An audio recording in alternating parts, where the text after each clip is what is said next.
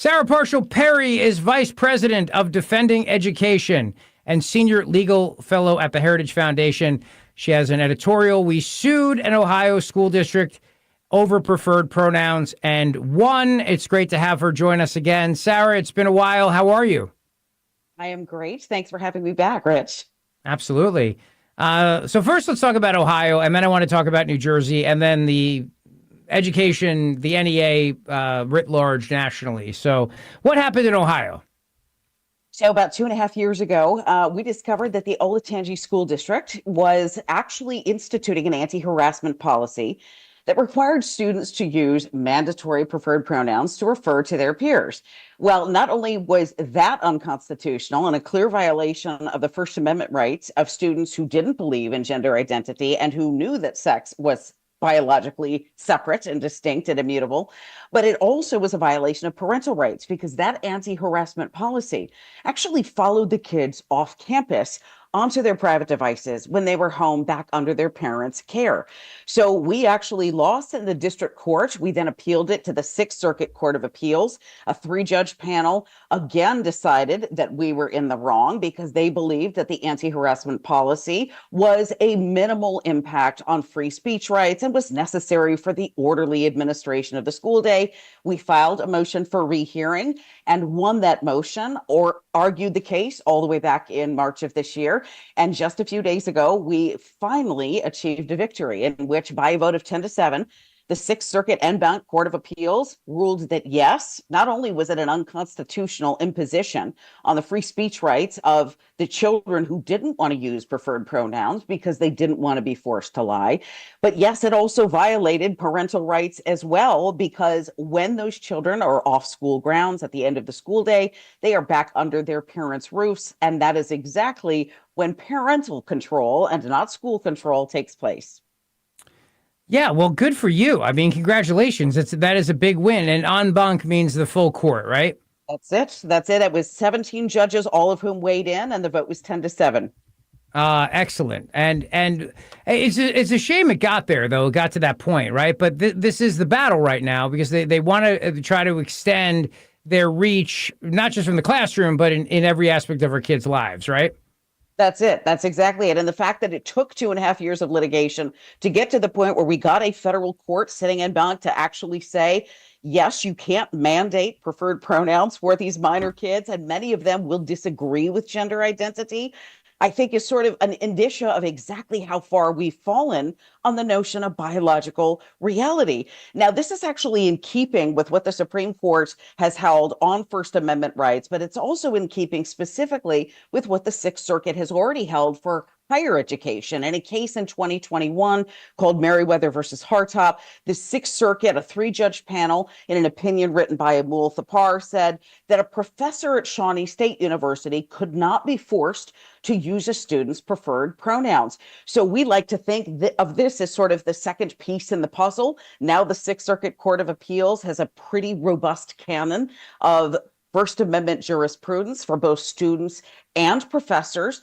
within the concept of education and directly relative to gender identity. But I don't think this is the first challenge of this kind that we're going to see.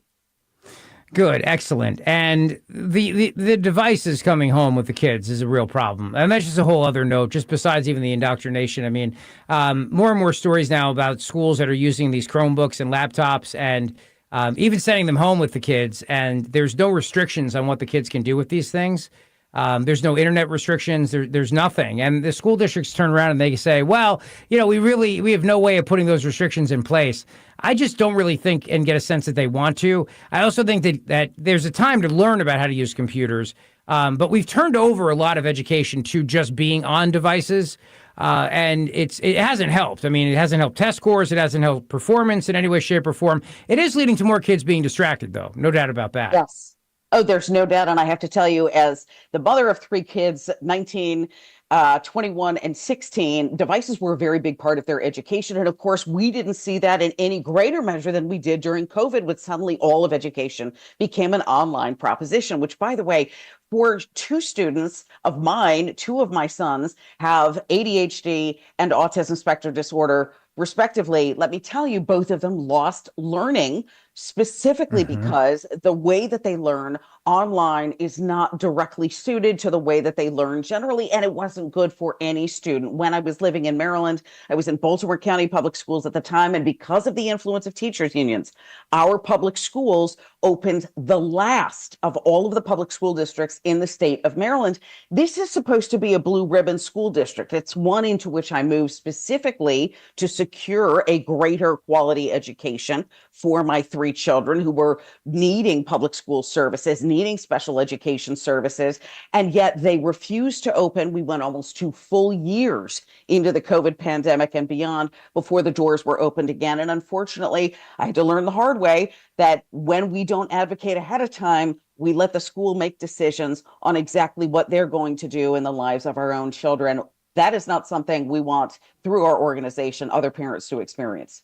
Yeah, no, absolutely not. I agree with you. We are seeing more and more of these national unions, the teachers union, and in New Jersey, the New Jersey Education Association, still pushing with the curriculum, the woke curriculum, the LGBTQ curriculum, all of it. And there was a story that Fox News Digital had the other day about this, where this leaked memo shows how they're pushing all this, and also pushing, I guess, like labor rights and all the other things. I mean, the unions are still all in on the indoctrination.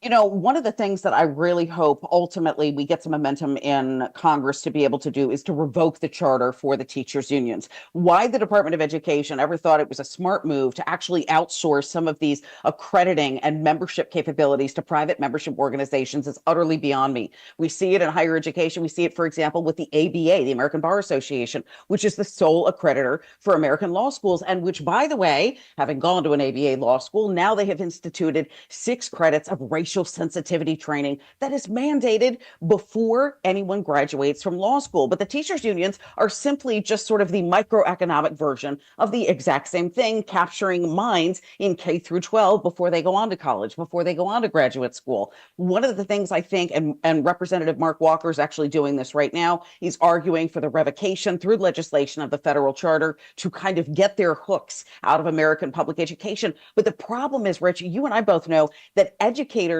are ultimately at bottom tasked with one thing, and that is educating kids, not indoctrinating them, not sort of forming them into little social justice activists. But what we're seeing with the teachers unions, and for which the NEA represents itself to have more than 3 million members, these are 3 million classroom teachers, those union members were specifically tasked with pursuing a training that is going to be held in person December 2nd through 4th through documents that we actually secured at our organization Defending Education, that is driving everything, and I'm using their own words here, this is not mine, through a race, class, gender narrative. It is through what they are calling LGBTQ advanced justice training. And among other things, it not only tells teachers how to come out at work if they are gender dysphoric, how to help other students come out. It contains a glossary of gender identity and race related terms, many of which I've never seen before in my life, and actually vilifies conservatives who might have an issue with what the NEA is doing, from driving everything through an oppressor and an oppressed matrix, calling conservatives villains and saying the GOP is using so-called racist and transgender dog whistles. This is an organization that does not care about their members. They don't care about the children to which their members are actually tasked with educating. They care about political causes. They care about left-wing and progressive advocacy, and they care about money. And that's literally all the unions do. Sarah Parshall Perry is with me. It's great to have her on the show, Vice President of Defending Education. And the vilifying conservatives and going after conservatives like that. I mean, now you're engaging in politics here, and I thought they're not supposed to do that. I thought that was another thing too, where they're supposed to separate their education association activities from the political arm. Isn't that supposed to be a separate and distinct thing?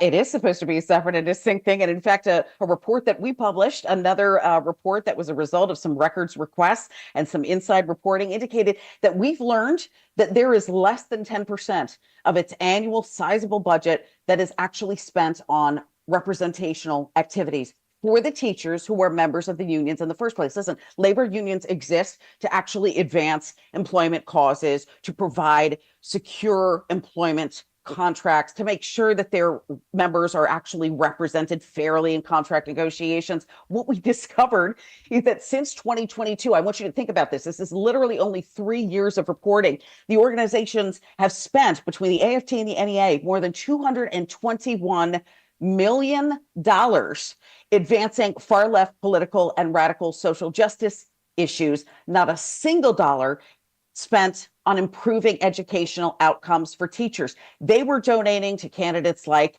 Act Blue, the Tides Network, Open Societies Foundation, which is Georgia Soros's sort of operation, the New Venture Fund, Kamala Harris's 2024 campaign, Center for American Progress, Democrat House Majority and Senate Majority PACs, and others. $221 million in just 3 years and still counting. Not a single dollar of that went to improving student outcomes or making sure that their employees had better employment terms.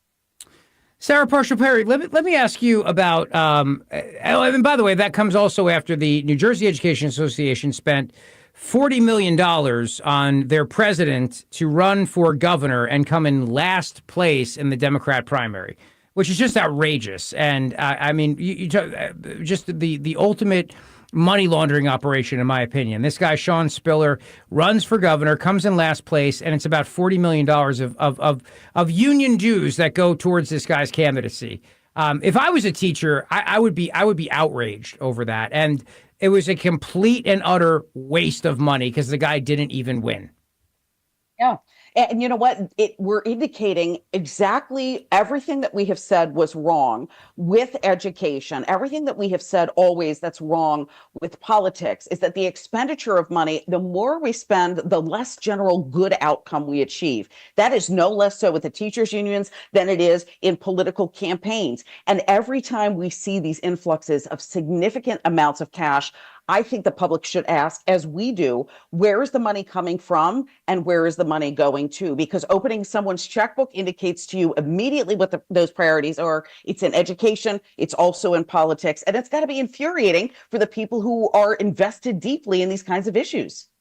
Yeah, no question about it, Sarah Parshall-Perry. I agree with you. What's the next battle in all this? Wow. Well, we are filing FOIA requests right and left, and we are tasked this year with getting a couple more federal lawsuits off the ground. I have my eye on a few universities, some in the Third Circuit, where I know you are located, Rich, to see whether or not some bias response teams on college campuses are going to pass First Amendment scrutiny. We don't think they will. And so within the next 6 months or so, you'll be hearing about a couple of new lawsuits that are really going to be cutting edge for free speech rights in college. And lastly, Linda McMahon yesterday talking about how, gutting the federal Department of Education, turning it back over to the states. All that is wonderful. All that is great.